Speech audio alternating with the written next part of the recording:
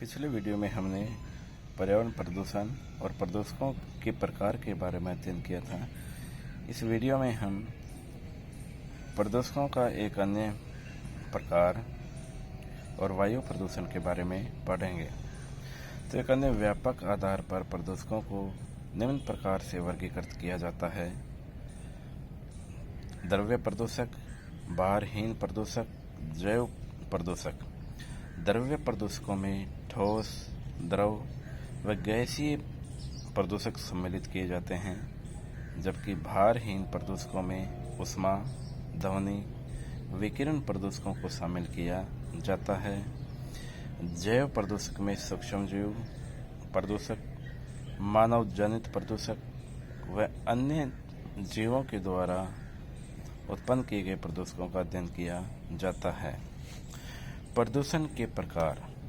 प्रदूषण के प्रकार में वायु प्रदूषण, जल प्रदूषण, मृदा प्रदूषण, समुद्री प्रदूषण, सौर प्रदूषण, तापीय प्रदूषण इत्यादि प्रकार के और इसके अतिरिक्त नाभिकीय, रेडियोधर्मी प्रदूषण इत्यादि को शामिल किया जाता है। सबसे पहले हम वायु प्रदूषण के बारे में पढ़ेंगे। वायु के सामान्य संगठन में मात्रात्मक एवं गुणात्मक परिवर्तन जो जीवन उपयोगी संगठनों पर दुष्प्रभाव डालता है, वायु प्रदूषण कहलाता है। वायु प्रदूषकों के प्रकार। वायु प्रदूषक उत्पत्ति के आधार पर और रासायनिक संगठन के आधार पर इनको निम्न प्रकारों में बांटते हैं। उत्पत्ति के आधार पर प्राथमिक प्रदूषक, द्वितीयक प्रदूषक और कार्बनिक प्रदूषक और अकार्बनिक प्रदूषकों में बांटते हैं इनको। प्राथमिक प्रदूषकों के अंतर्गत carbon dioxide, sulphur dioxide, hydrocarbons इत्यादि को शामिल करते हैं, जबकि द्वितीयक प्रदूषकों में पैरा एसिटिल नाइट्रेट यानी PAN, सल्फर ऑक्साइड, सल्फर के ऑक्साइड, नाइट्रोजन के ऑक्साइड, इसके अलावा ओजोन इत्यादि को द्वितीयक प्रदूषकों में शामिल करते हैं, जबकि कार्बनिक प्रदूषकों में मीथेन, एथेन, प्रोपेन, एथाइलिन इत्यादि को शामिल करते हैं। अकार्बनिक प्रदूषकों में नाइट्रिक ऑक्साइड, नाइट्रोजन के अन्य oxide, carbon dioxide, ozone, hydrogen fluoride इत्यादि। जबकि रासायनिक संगठन के आधार पर गैसीय प्रदूषक जिसमें sulphur dioxide, hydrogen sulphide, nitrogen के ऑक्साइड, ओजोन इत्यादि। कणीय प्रदूषकों में धातुओं के कण, कार्बन, टार, रेजिन के कण, पराग कण, कवक, जीवाणुओं के बीजाणु इत्यादि शामिल किए जाते हैं। वायु प्रदूषण के अंतर्गत सबसे पहले हम धूम को या स्मोक के बारे में पढ़ेंगे। तो धूम को धुआं और कोहरे का मिश्रण होता है, यानी स्मोक और फॉग। धूम को दो प्रकार का होता है। पहला प्रकार है प्रकाश रासायनिक धूम को या फोटोकेमिकल स्मोक।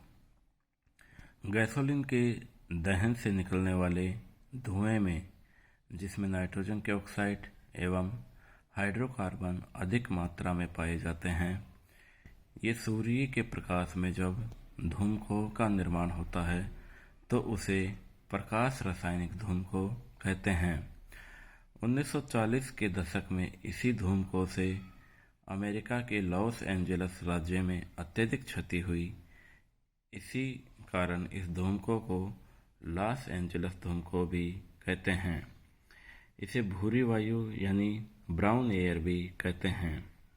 इसमें ओजोन एवं परऑक्सी एसिटाइल नाइट्रेट PAN मुख्य रूप से पाए जाते हैं। दूसरा है सल्फ्यूरस धूमकों। औद्योगिक क्षेत्रों में जहां सल्फर डाइऑक्साइड प्रचुर मात्रा में मिलती है, जिसे ग्रे एयर भी कहते हैं। 1952 में लंदन में सल्फर धूमकों से अत्यधिक क्षति हुई, जिस कारण इसे लंदन धूमकों भी कहते हैं। वायु प्रदूषण के स्रोत। तो सबसे पहले है प्राकृतिक स्रोत। ये कम गंभीर होते हैं। इनके स्रोत होते हैं जैसे भूकंप, ज्वालामुखी से निकली गैसें, लावा, अनूप यानी दलदली गैसें, आंधी, तूफान में छाई धूल इत्यादि। दूसरा है मानव जनित स्रोत, एंथ्रोपोजेनिक सोर्स। ये अत्यधिक गंभीर होते हैं। इनके स्रोत औद्योगिक इकाइयाँ, स्वचालित वाहन आदि, सल्फर के oxide, carbon monoxide, nitrogen oxide, ozone, hydrocarbons इत्यादि मानव जनित प्रदूषण में शामिल किए जाते हैं। तो वायु प्रदूषण के विभिन्न स्रोत, जैसा कि आरेखीय चित्र में दिखाया गया है, ये कृषि कार्यों से, वाहनों से, उद्योगों से, भौतिक संसाधनों से, ताप, बिजली घर से, आणविक विस्फोटन से, घरेलू कार्यों से जो प्रदूषक निकलते हैं इत्यादि वायु प्रदूषण के स्रोत होते हैं।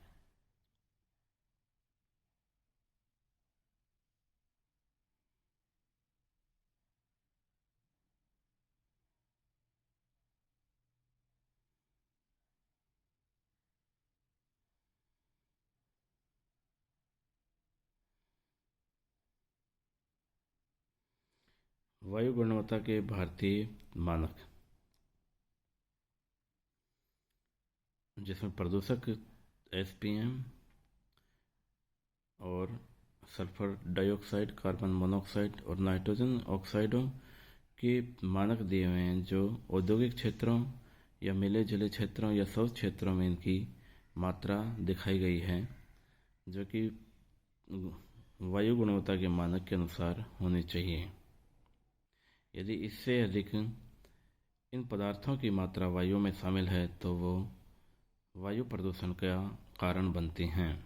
धन्यवाद।